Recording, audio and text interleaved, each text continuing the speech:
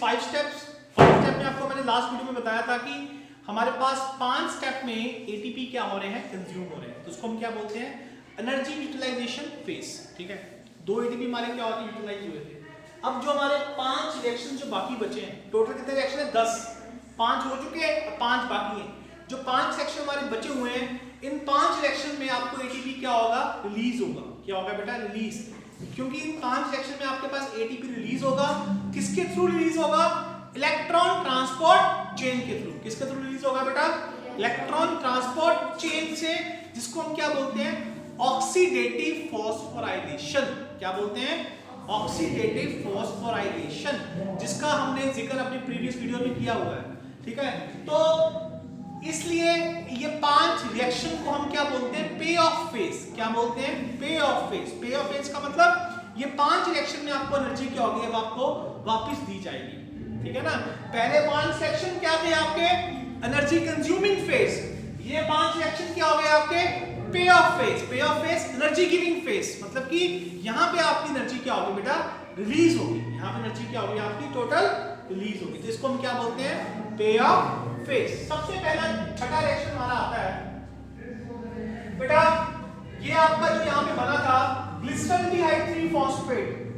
Glyceraldehyde 3 phosphate में आपका hydrogen क्या होगा, रिमूव होगा। हाइड्रोजन क्या होगा, रिमूव। मेरी बात ध्यान से सुनना, यहां पे आपके पास क्या है, ग्लिसरॉल्डिहाइड 3 फॉस्फेट। Glyceraldehyde 3 phosphate. बेटा अब हमारे पास कितने ग्लिसरॉल्डिहाइड 3 फॉस्फेट है, 2 है। कितने हैं बेटा, 2। क्योंकि 5 रिएक्शन में हमारा एक ग्लूकोज 2 ग्लिसरॉल्डिहाइड 3 फॉस्फेट में टूट चुका है। अब हमारे पास क्या है, 2 ग्लिसरॉल्डिहाइड 3 फॉस्फेट प्रेजेंट है। अब इस ग्लिसरॉल्डिहाइड 3 फॉस्फेट से बेटा हम यहां से हाइड्रोजन क्या करेंगे, रिमूव करेंगे। हाइड्रोजन क्या करेंगे, इसमें से रिमूव करेंगे। अब जिस रिएक्शन में हाइड्रोजन रिमूव होती है उसको हम क्या बोलते हैं, डीहाइड्रोजनेशन। केमिस्ट्री में क्या बोलते हैं, जब आप हाइड्रोजन रिमूव करते हैं तो क्या बोलते हैं, डीहाइड्रोजनेशन बोलते हैं। क्या बोलते हैं, हाइड्रोजनेशन। तो यहां पे कौन सी एंजाइम लगेगी, डीहाइड्रोजिनेज। कौन सी एंजाइम लगेगी, अब बेटा देखो, अब आपके पास सबस्ट्रेट क्या है, फॉस्फो है, ग्लिसरॉल्डिहाइड 3 फॉस्फेट है। ग्लिसरॉल्डिहाइड क्या है, 3 कार्बन है, तो क्या बोलेंगे इसको, ट्राइओस। क्या बोलेंगे, तो क्या नाम होगा इसका, ट्राइओस फॉस्फेट। क्या बोलेंगे, ग्लिसरॉल्डिहाइड 3 फॉस्फेट। इस रिएक्शन का सबस्ट्रेट कौन है, ग्लिसरॉल्डिहाइड 3 फॉस्फेट। ग्लिसरॉल्डिहाइड क्या है, 3 कार्बन है, तो क्या बोलेंगे, ट्राइओस। क्या बोलेंगे, साथ में क्या लगा हुआ है, फॉस्फेट, तो क्या बोलेंगे, ट्राइओस फॉस्फेट। अब एंजाइम यहां पे कर क्या रहा है, एंजाइम ग्लिसरॉल्डिहाइड 3 फॉस्फेट से हाइड्रोजन को क्या करवा रहा है बेटा, रिमूव करवा रहा है। हाइड्रोजन को क्या करवा रहा है, यहां से रिमूव करवा रहा है। हाइड्रोजन की रिमूवल को हम क्या बोलते हैं, डीहाइड्रोजनेशन। क्या बोलते हैं, तो एंजाइम का नाम क्या होगा, डीहाइड्रोजिनेज। तो पूरा एंजाइम का नाम क्या बन जाएगा, ट्राइओस का मतलब 3 कार्बन है, फॉस्फेट साथ लगा हुआ है, फंक्शन क्या आ रहा है यहां पे, डीहाइड्रोजिनेज। अब मेरी बात ध्यान से सुनना। अब बेटा हाइड्रोजन रिमूव हो गए, ठीक है ना बेटा। अब हाइड्रोजन हवा में तो गए ही नहीं, किसने तो इसको क्या किया होगा, पकड़ा होगा। तो पकड़ता कौन है, कोएंजाइम। कौन पकड़ता है बेटा, कोएंजाइम। तो यहाँ पे कोएंजाइम क्या है बेटा, NAD। कोएंजाइम क्या है, तो बेटा जो यहाँ से हाइड्रोजन निकल रही है वो हाइड्रोजन किसके साथ जा रही है, NAD क्या कर रहा है, उसको पकड़ रहा है और किस में कन्वर्ट कर रहा है वो, फिर NADH2।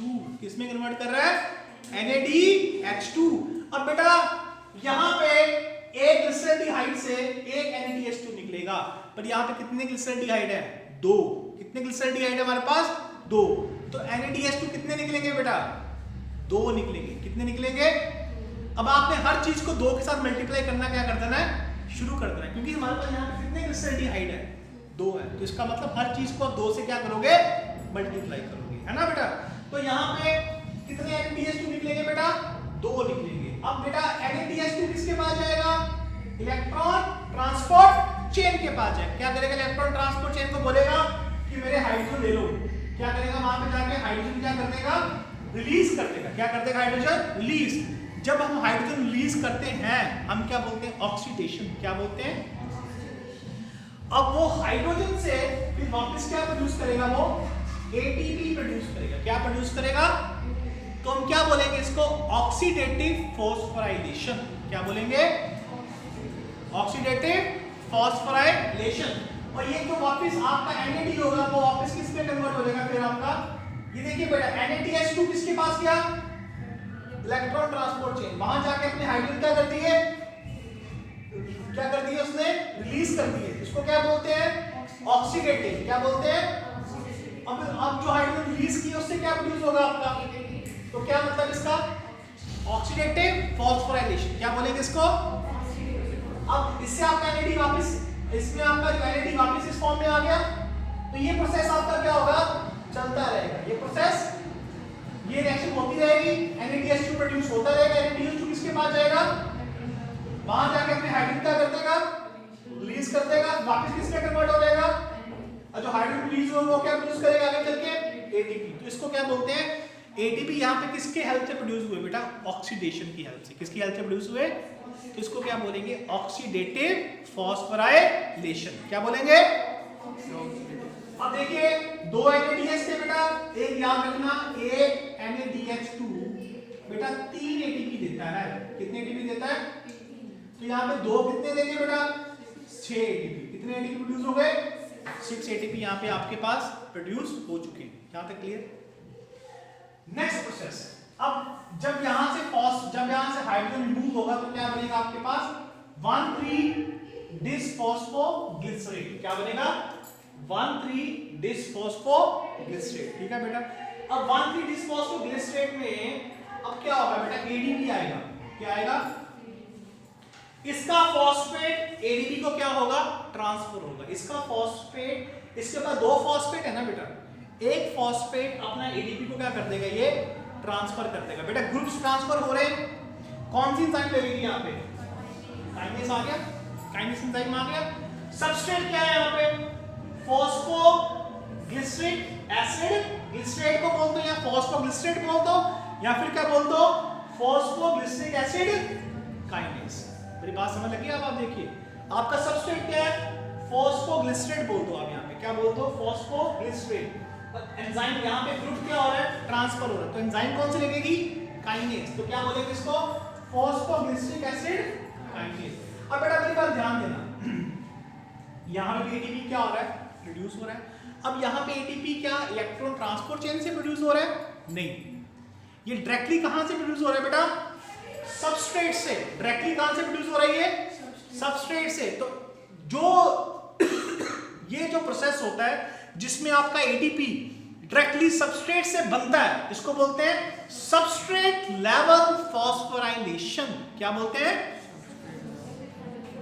बेटा, मैं मेरी बात ध्यान में रखना, दिमाग में डाल के रखना, ये दो चीजें बहुत इंपॉर्टेंट है। अगर आपका ATP इलेक्ट्रॉन ट्रांसपोर्ट चेन की हेल्प से बनता है, उसको बोलते हैं ऑक्सीडेटिव फॉस्फोराइलेशन। क्या बोलते हैं, ठीक है। अगर आपका ATP यहां पे जैसे इस डायग्राम में देखेंगे आप, आपका ATP डायरेक्ट कहां से बनता है, फॉस्फेट से बन रहा है। कहां से बन रहा है, डायरेक्टली फॉस्फेट से बनता है। तो डायरेक्टली यहां पे देखिए आपका ATP डायरेक्टली कहां से बनता है, सबस्ट्रेट से बन रहा है बेटा। तो क्या बोलेंगे आप इसको, सबस्ट्रेट लेवल फॉस्फोराइलेशन। तो आपसे कोई पूछता है कि बताइए ऑक्सीडेटिव फॉस्फोराइलेशन में और सबस्ट्रेट फॉस्फोराइलेशन में क्या अंतर है, आप बोलेंगे अगर आपका ATP इलेक्ट्रॉन ट्रांसपोर्ट चेन के थ्रू बनता है तो आप क्या बोलेंगे, ऑक्सीडेटिव फॉस्फोराइलेशन। अगर आपका ATP डायरेक्टली सबस्ट्रेट से बनता है तो क्या बोलेंगे इसको, सबस्ट्रेट लेवल फॉस्फोराइलेशन। तो यहाँ पे कितने ATP आ जाएंगे बेटा, हर को 2 के साथ मल्टीप्लाई करना है। तो यहाँ पे कितने ATP बन जाएंगे आपके पास, 2 ATP। कितने ATP बन जाएंगे, 2।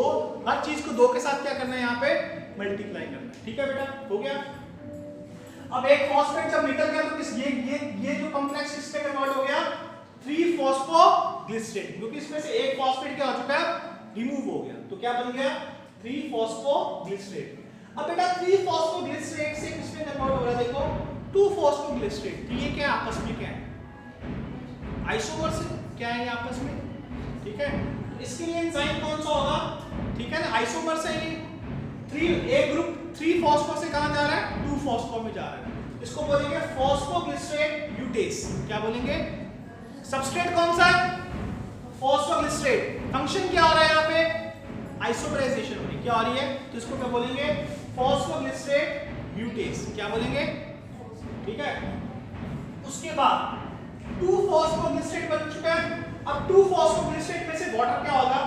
रिमूव हो जाएगा। यहाँ से वाटर क्या हो गया? यहाँ से रिमूव हो गया।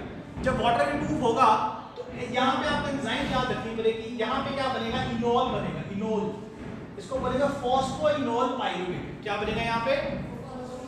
ये 2 फॉस्फोग्लिसरेट से वाटर क्या हो गया बेटा? रिमूव हो गया। तो क्या बन गया?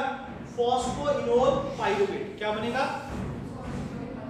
ठीक है। तो उसके बाद लास्ट रिएक्शन में फॉस्फोइनोल पाइरुवेट में से एक आपका एडीपी वापस किस में कन्वर्ट हो जाएगा? फिर एडीपी। ये फॉस्फेट देख रहे हैं, ये फॉस्फेट एडीपी के पास जाएगा। किसके पास जाएगा? एडीपी के पास। किस में कन्वर्ट करेगा उसको? एडीपी। तो वापस किस में कन्वर्ट हो जाएगा? फिर ये पाइरुवेट। किस में कन्वर्ट हो जाएगा? ये लास्ट रिएक्शन को ध्यान से देखिए बेटा। ये क्या है? फॉस्फो क्या है? Phenol pyruvate. ठीक है। इसमें से फॉस्फेट क्या हो गया? रिमूव हो गया। जब फॉस्फेट रिमूव हुआ तो फॉस्फेट किसके पास गया? एडीपी के पास। किसमें कन्वर्ट कर दिया इसको? एंजाइम कौन सी लगेगी अब? काइनेज। एंजाइम कौन सी लगेगी? काइनेज। सबस्ट्रेट क्या है? सबस्ट्रेट क्या है? हाँ, पाइरुवेट। सबस्ट्रेट क्या है? पाइरुवेट। तो क्या बनेगा? Pyruvate kinase. अब देखिए यहाँ पे कितने एटीपी बन जाएंगे? कितने एटीपी बनेंगे यहाँ पे बताइए? 2 एटीपी। यहाँ पे कितने बन गए? 2 एटीपी। मेरी बात समझ लग रही है कि लग रही है? पॉइंट लास्ट पॉइंट क्लियर है कि नहीं? फिर से देखिए बेटा ध्यान से। लास्ट रिएक्शन में क्या हो रहा है? आपके पास क्या बन चुका है? 9th रिएक्शन में क्या बन चुका है? Phosphoenol pyruvate. क्या बन चुका है? अब मुझे फॉस्फोइनोल पाइरुवेट से क्या बनाना है? पाइरुवेट बनाना है। इसका मतलब मुझे एक फॉस्फेट क्या करना पड़ेगा? रिमूव करना पड़ेगा। वो फॉस्फेट कहाँ जाएगा? एडीपी के पास। किसके पास जाएगा? एडीपी के पास। तो क्या बनाएगा? एडीपी। तो यहाँ पे एंजाइम कौन सी लगेगी? काइनेज। कौन सी एंजाइम लगेगी? तो इसका सबस्ट्रेट क्या है? पाइरुवेट। तो क्या बनेगा? Pyruvate kinase. अब मेरे बात ध्यान से सुनिए। अब थोड़ा सा इसको एनालाइज करते हैं। ठीक है। अब मेरे बात ध्यान से सुनिए। मुझे बताइए, ये जो आपकी 5 रिएक्शन है, इस 5 रिएक्शन में आपके पास एडीपी बन रहा है, ये तो पता लग गया आपको। तब इसको क्या बोलते हैं? पे ऑफ फेज बोलते हैं। कभी क्या बोलते हैं इसको? पे ऑफ फेज। अब मुझे बताइए, इस 5 रिएक्शन में आपके पास एटीपी किस किस प्रोसेस से फॉर्म हो रहा है? यहाँ पे एटीपी आपके पास किस प्रोसेस से फॉर्म हो रहा है? Oxidative phosphorylation. किससे फॉर्म हो रहा है? Oxidative phosphorylation. यहाँ पे एटीपी कैसे फॉर्म हो रहा है? Substrate level phosphorylation. कैसे फॉर्म हो रहा है? और लास्ट प्रोसेस में भी आपके पास एटीपी कैसे फॉर्म हो रहा है? सबस्ट्रेट लेवल फॉस्फोराइलेशन से। अब मेरी बात ध्यान से सुनिए। 6 एटीपी आ गए, 6 एटीपी, 2 एटीपी और फिर 2 एटीपी। ये क्या? ये कैसे बना? ऑक्सीडेटिव फॉस्फोराइलेशन से। ये कैसे बना? Substrate phosphorylation. ये कैसे बना? सबस्ट्रेट। टोटल कितने बन गए? 10 एटीपी। कैसे बन गए? 10 एटीपी। बेटा आपको बोलते हैं पे ऑफ फेज में एटीपी कितने फॉर्म होते हैं? तो क्या बोलेंगे? 10। फिर पूछेगा आपसे कैसे कैसे फॉर्म होते हैं? आप बोलेंगे उसको कि 6 एटीपी कैसे फॉर्म हो रहे हैं और बाकी 4 एटीपी कैसे हो रहे हैं। ठीक है बेटा। अब मेरी बात ध्यान से सुनिए। ये आपके सामने 5 है, इसमें से कितने एटीपी लगे थे आपके पास? 1 एटीपी यहां लगा था और 1 एटीपी यहां लगा था। अगर इसका मुझे टोटल नेट निकालना है, क्या निकालना है? नेट कितने एटीपी मैंने कंज्यूम किए ग्लाइकोलाइसिस में? 10 माइनस 2, 10 माइनस, टोटल कितने आ गए? 10 माइनस 2, टोटल कितना आ गया? 8 एटीपी। तो आपके ग्लाइकोलाइसिस में कितने एटीपी निकलते हैं बेटा? 8 एटीपी निकलते हैं। तो ग्लाइकोलाइसिस का मतलब क्या है? ये ग्लूकोज है, किसमें कन्वर्ट हो रहा है? पाइरुवेट में। और कितने एटीपी निकलते हैं आपके पास? Net 8 ATP. क्लियर?